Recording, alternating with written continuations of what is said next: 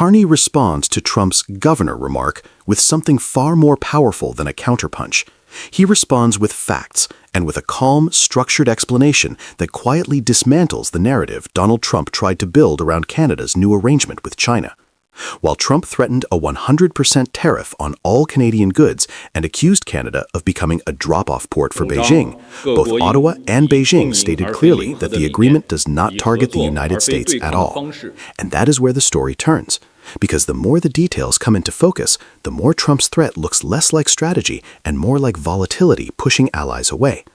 This isn't simply a dispute over canola tariffs or electric vehicle duties.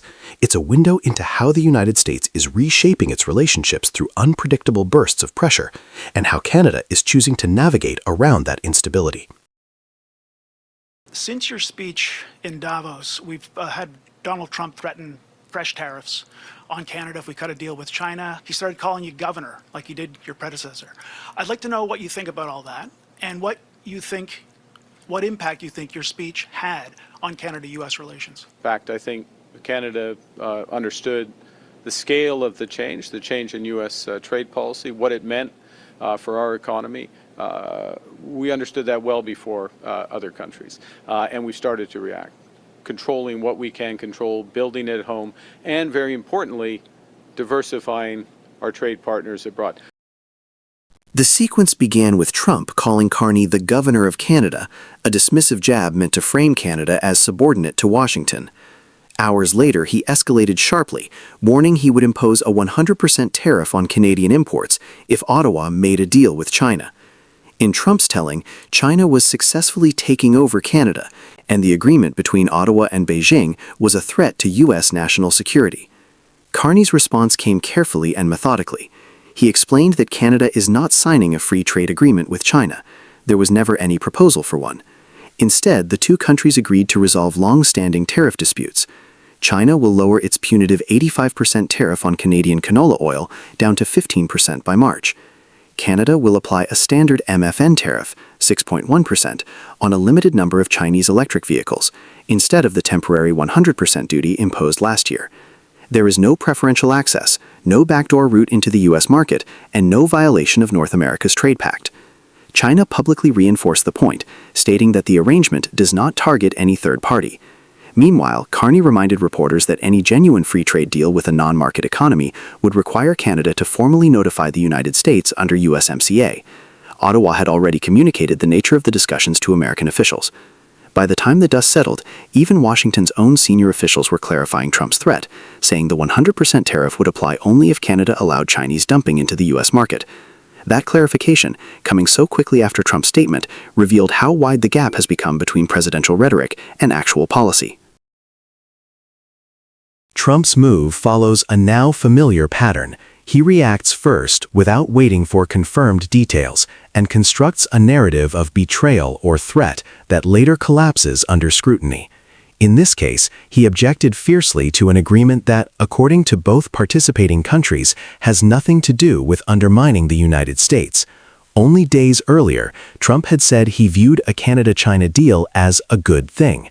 The contradiction underscores how quickly his positions can shift and how difficult it has become for partners to anticipate Washington's posture from one week to the next. For allies, that unpredictability carries costs. It forces governments to hedge, diversify, and build buffers against sudden U.S. policy swings. And it reinforces an uncomfortable truth. Reliance on the United States now requires constant protection from the United States. Carney highlighted that Canada recognized this shift months ago. The U.S. trade environment had changed, and Canada needed to prepare accordingly. That preparation included a broad sweep of new agreements, 12 of them, spanning Asia, Europe, and the Indo-Pacific. The goal was simple: stabilize Canadian trade by expanding beyond a single dominant partner. The episode with China reinforces why that decision was not only strategic but necessary. By articulating Canada's approach without theatrics, Carney positioned Ottawa as the stable actor in a moment defined by American volatility. For many partners around the world, that distinction matters. Markets responded to Trump's threat with immediate flight to safe haven assets. Investors, governments, and suppliers saw a familiar pattern: the United States destabilizing its own economic environment and expecting others to shoulder the fallout. Beijing's tone was notably restrained. Its statement emphasized mutual benefit, clear interests, and non-interference in third-party relations. Whether the language was diplomatic or strategic, it directly contradicted Trump's claim that China is using Canada to infiltrate the U.S. market. Without evidence of such a plan, and with Canada applying transparent, WTO-consistent tariffs, Trump's warning looks more symbolic than substantive. The mismatch between Trump's accusation and the facts leaves the U.S. exposed. If both parties to the agreement say it has nothing to do with America, then the motivation behind the 100% tariff threat appears less like national security and more like a negotiating tactic pushed to an extreme. What stands out most is the contrast in leadership styles. Carney underlined Canada's commitments to Arctic security, USMCA obligations, and transparent trade diversification. He framed the China arrangement as a technical resolution of tariff disputes and declined to react to every emotional outburst. This is the posture of a government attempting to lower the temperature and widen its strategic options. Trump's posture does the opposite. The threat itself, rather than the content, becomes the story. And when the story is a threat without a factual basis, the United States risks alienating even those who have historically aligned closely with it. This erosion of trust is not theatrical. It has material consequences in upcoming USMCA negotiations, where Canada now has stronger justification for insisting on greater predictability and clearer rules of engagement. Trump's 100% tariff threat was meant to intimidate. Instead, it validated Canada's long-term strategy. When a country is told that any independent trade action could trigger extreme retaliation, the rational response is not obedience, it is diversification. Canada is already moving in that direction. Other partners are doing the same, and in that sense, the threat backfired instantly. This moment exposes a broader trend. The United States is no longer the predictable anchor of North American stability. When its policies shift from day to day and its own officials contradict each other within hours, allies adapt by building parallel networks of trade and security. Canada's arrangement with China, modest as it is, slots into that picture naturally. We're focused on results for Canadians. We're working through parliaments to get results for Canadians. We are securing trade deals around the world for Canadians, for the future of Canadians. And all of that builds our strength here at home, provides more opportunities, makes us less dependent on the United States. Trump intended to pressure Canada. What he actually did was underline the reason Canada is expanding its partnerships. Ottawa now has a straightforward case to make on the world stage. A middle power must protect itself from the unpredictability of great power politics, even when that unpredictability comes from its closest neighbor. As the USMCA review approaches, the stakes are rising. The question for Washington is whether it wants a North American partner or a North American subordinate. And the question for Canada is whether this is simply another tariff threat or the moment the country steps further out of America's shadow. Canada just made a move that redraws the map of North American power. While Donald Trump spends another week battling corporate backlash over tariffs and economic uncertainty, Mark Carney has quietly delivered one of the most consequential breakthroughs in decades, a pathway for Canada to ship its energy directly to Asia without relying on the United States. A new Pacific pipeline, a united business sector, and a national strategy that blends AI with energy. This is Canada stepping out of America's shadow, and Washington knows it. Pen finally to paper. A long-rumored memorandum of understanding was officially signed Thursday. Most notably, it'll open the door to a new crude pipeline from northern Alberta to the Pacific. Today is a great day for the people of Alberta and for all of Canada. The idea is to eventually move at least 1 million additional barrels of oil a day.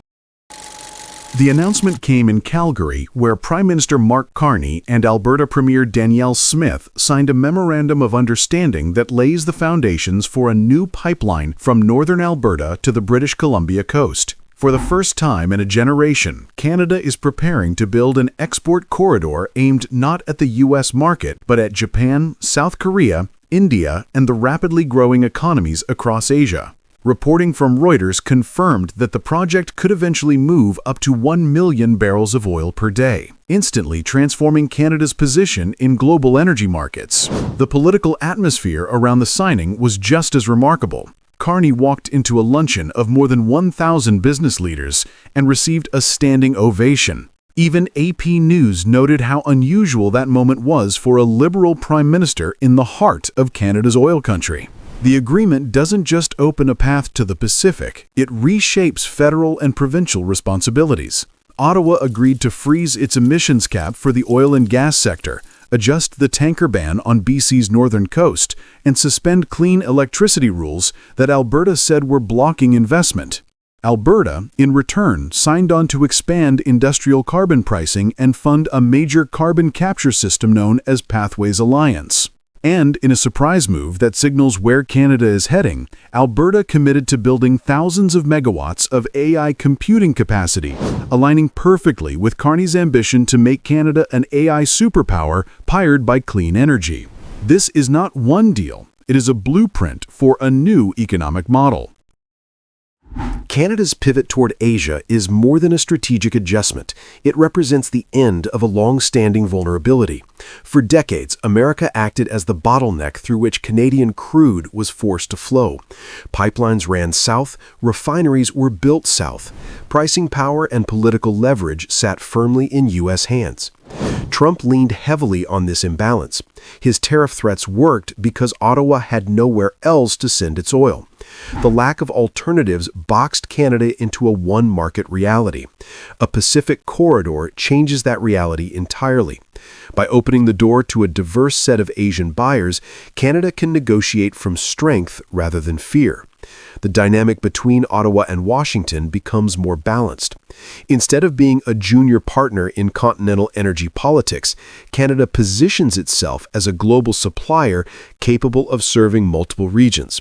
Trump's ability to use energy as a political weapon is weakened the moment Canada gains another outlet. This is where the psychological shift emerges, and it is one of the most important elements of this pivot. For decades, Canadian policymakers operated under the assumption that geography locked the country into a one-way relationship with the United States. That assumption shaped trade, diplomacy, and even national identity. By targeting Japan, South Korea, India, and emerging Southeast Asian markets, Canada steps into a global arena it long hesitated to claim. This isn't just diversification, it is a statement of maturity. It signals that Canada is ready to compete on equal footing for global demand. This new confidence will shape investment decisions, inspire long-term partnerships, and create opportunities that were unimaginable when the U.S. controlled every negotiation point. With Asia in play, Canada's leverage increases, the U.S. loses strategic grip, and the continent's power balance shifts in ways Washington can no longer fully control. But this realignment isn't happening only in energy. Carney's insistence on weaving AI infrastructure into the agreement reveals a broader strategy. AI requires enormous amounts of power. Alberta's resource base, combined with Canada's clean grid and supportive federal incentives, gives Canada a unique position.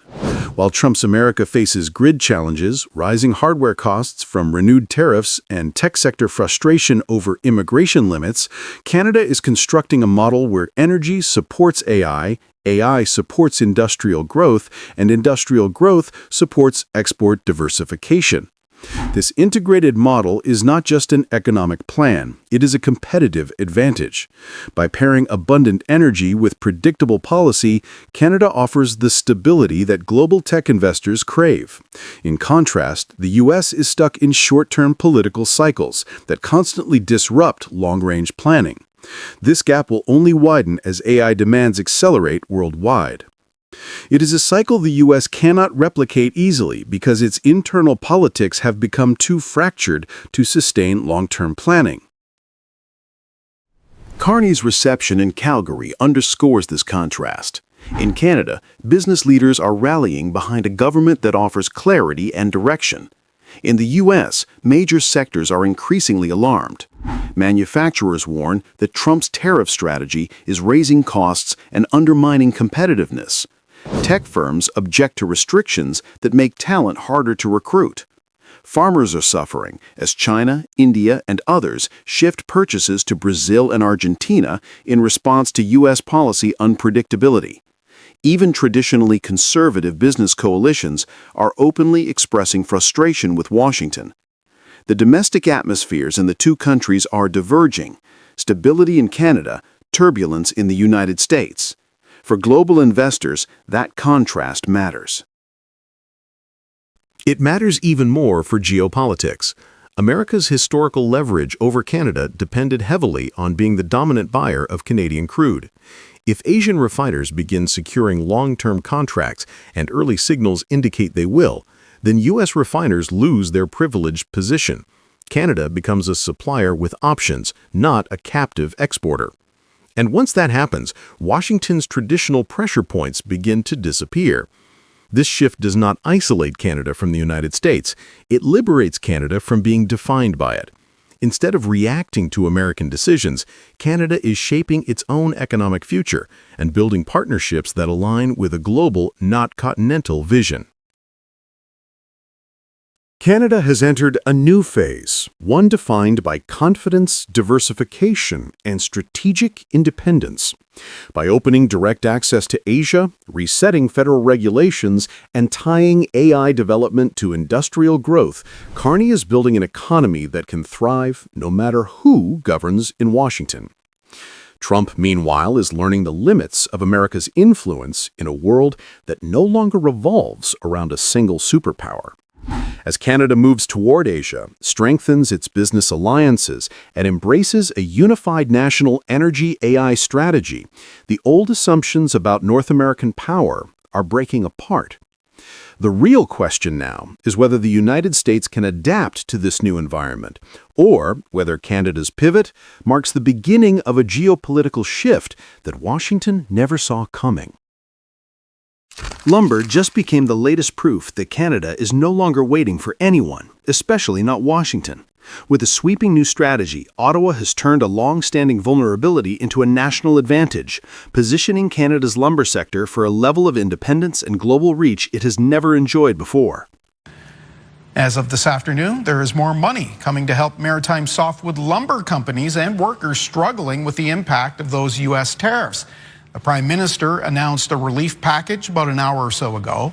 This is something that a lot of people in New Brunswick have been watching for. We will also provide an additional $500 million to the Business Development Bank of Canada's Softwood Lumber Guarantee Program to ensure that companies have the financing and the credit support that they need to maintain and restructure their operations during this period of transformation.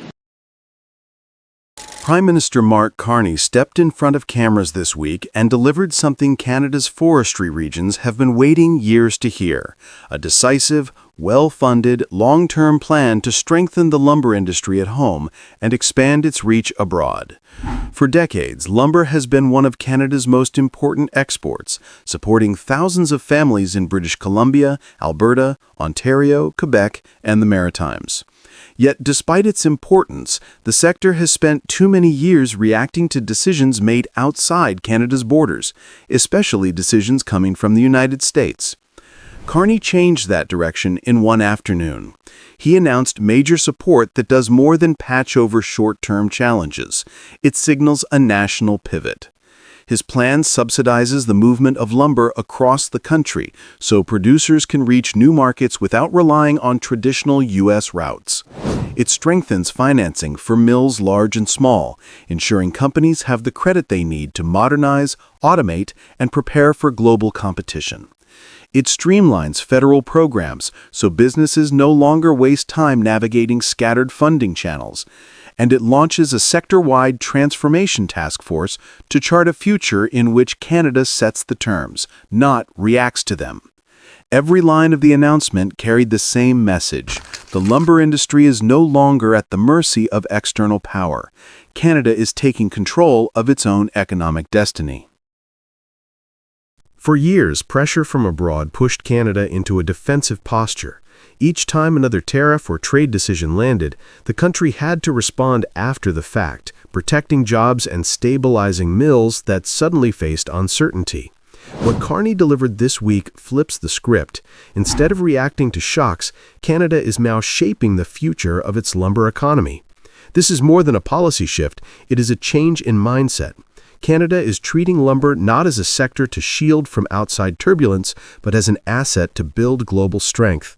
The railway subsidies alone show a willingness to rethink how products move across provinces, how companies access ports, and how Canada uses its geography to its advantage. A country with some of the world's largest and most sustainable forests is finally building an infrastructure system worthy of that position. Carney's delivery mattered as much as the details. His tone was steady, confident, and unmistakably forward-looking. He was not pleading for cooperation or waiting for signs of goodwill from any foreign capital. Instead, he spoke as the leader of a country charting its own course. Lumber was not framed as a victim of external pressures, but as the foundation of a new phase of Canadian economic independence. For communities across New Brunswick, Quebec, and British Columbia, where mills anchor local economies, this message carries emotional weight. It tells workers that Ottawa sees them not as collateral in a foreign dispute, but as central players in a national project. It tells businesses that the federal government is ready to partner with them as they innovate and grow. And it tells global buyers that Canada intends to remain a reliable, stable supplier of high-quality lumber long into the future. What makes this announcement even more powerful is how seamlessly it fits into Canada's broader economic framework. Carney has repeatedly committed to unlocking up to $1 trillion over the next 5 years to reshape the country's industrial base. The lumber measures announced this week are part of that ambition, not a standalone bailout, but one piece of a national transformation. Investing in forestry means investing in manufacturing, railways, ports, clean energy, indigenous partnerships, and rural development. It strengthens Canada's ability to export beyond its traditional markets and reduces over-reliance on any single partner. It creates the conditions for value-added products, from engineered wood to advanced biomaterials. And it positions Canada to benefit from a world that increasingly values sustainably sourced building materials. Lumber, in this context, becomes more than timber. It becomes a strategic pillar, a catalyst for innovation, an anchor for communities, and a symbol of Canadian resilience.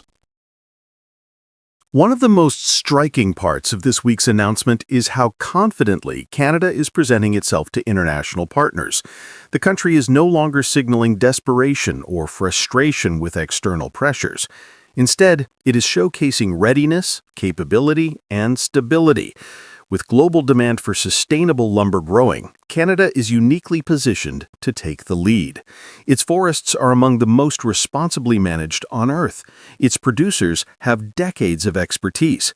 And now, its government is aligning funding, logistics, and long-term planning behind them.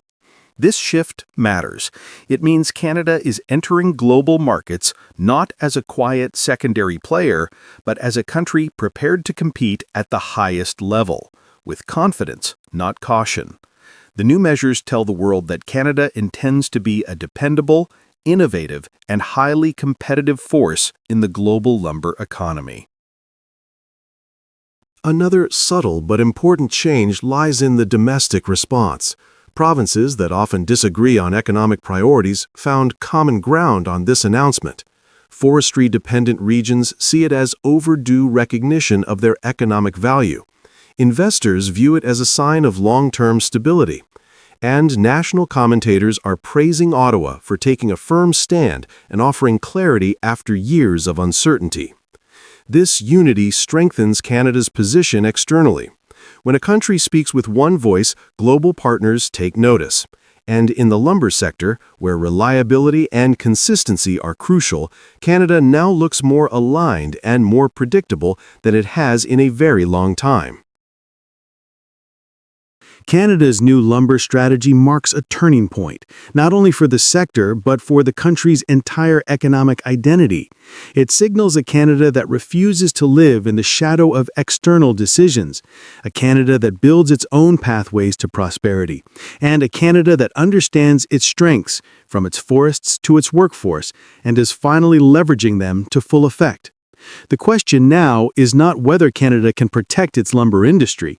The real question is how far this new confidence will carry, and which sector will be next to experience the same transformation. A day after admitting he made a mistake dismissing questions about Donald Trump, the Prime Minister offering new aid to industries he may have offended. We must protect our workers and our industries who are most exposed to U.S. tariffs. Mark Carney further limiting the amount of foreign steel coming into Canada at a lower tariff rate. We will absolutely make sure that there are steel and aluminum and sometimes, depending, lumber requirements, because we need to protect jobs in these tariff sectors. Canada just drew a hard steel line across North America. In a single sweeping announcement, Ottawa unveiled powerful new steel protection measures that rewrite who gets to supply steel in this country and who no longer will.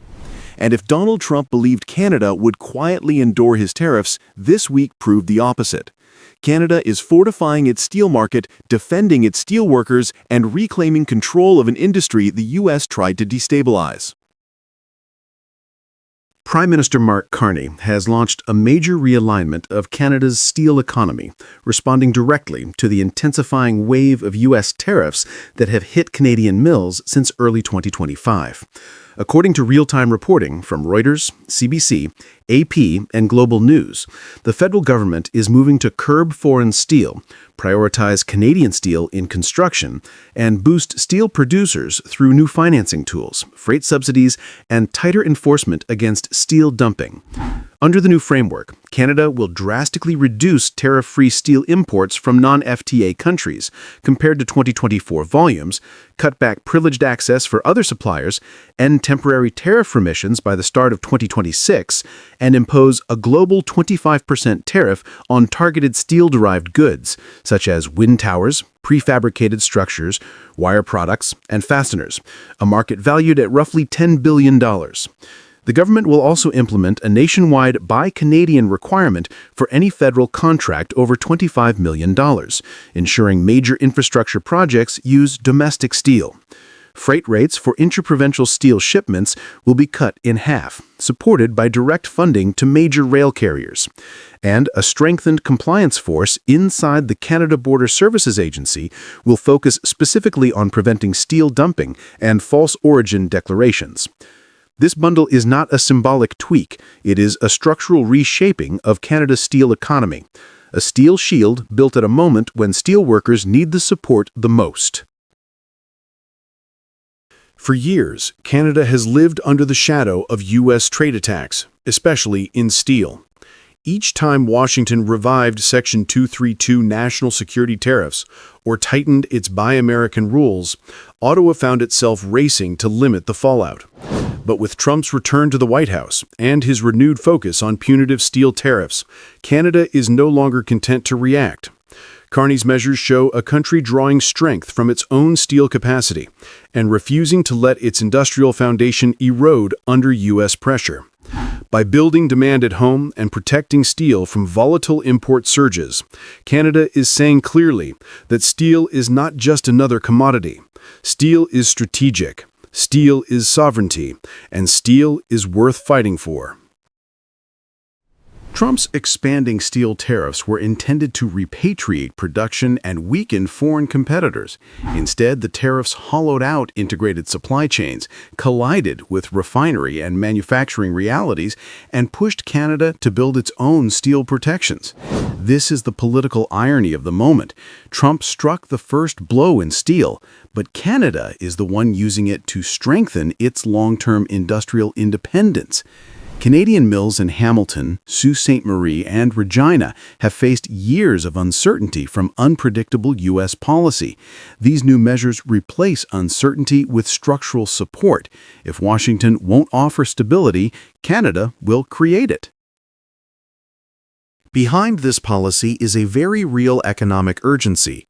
Steel companies across the country have been forced into layoffs in 2025 due to tariff distortions and the collapse of long-standing export channels. Industry leaders warned Ottawa that without decisive action, a sector employing tens of thousands of Canadians could suffer irreversible damage. Carney's steel push is more than politics. It is a recognition that steel workers cannot build careers, plan their futures, or invest in their communities if their industry is constantly exposed to foreign manipulation.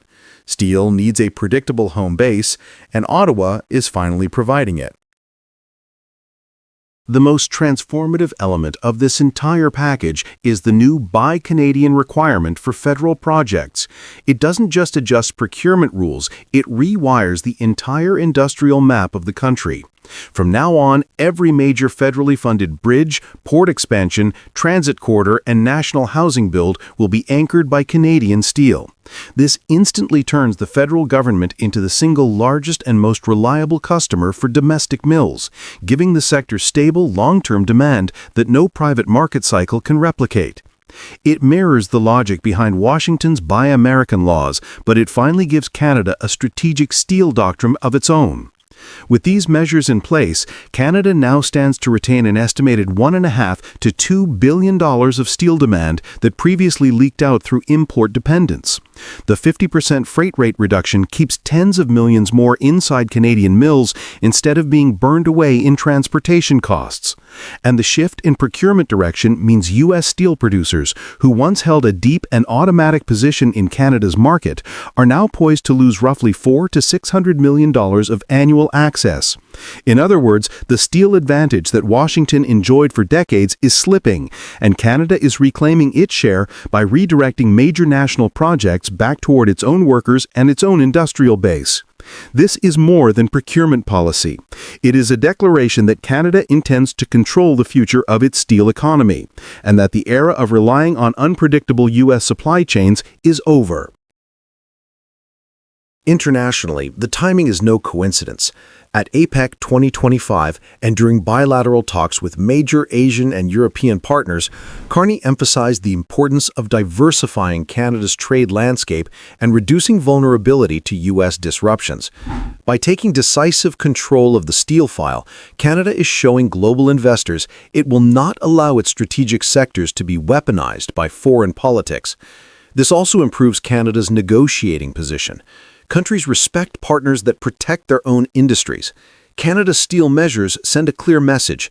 This country is serious about industrial sovereignty, and it will defend its steel sector with the same conviction Washington uses to defend its own. American officials have not re-engaged in steel tariff talks despite repeated signals from Ottawa. The Trump administration remains fixated on reshoring production to U.S. facilities, leaving little incentive to negotiate with Canada. That silence has forced Ottawa to stop waiting for relief and start building its own steel reality. If Washington will not open the door, Canada will weld its own frame. The steel measures introduced this week are the foundation of that new structure. Canada's new steel protections mark a defining moment in the country's industrial reinvention. For the first time in years, Ottawa is not trying to preserve an old North American balance. It is forging a Canadian one, built on Canadian steel, Canadian workers, and Canadian control. Canada is proving that steel strength is not measured in rhetoric. It is measured in policy, resilience, and the willingness to defend your economic core. Trump's tariffs triggered this confrontation. Canada's steel strategy is how Ottawa wins it. And now the question is unavoidable. If Canada is ready to defend steel this aggressively, what other sectors will receive the same steel-strong approach?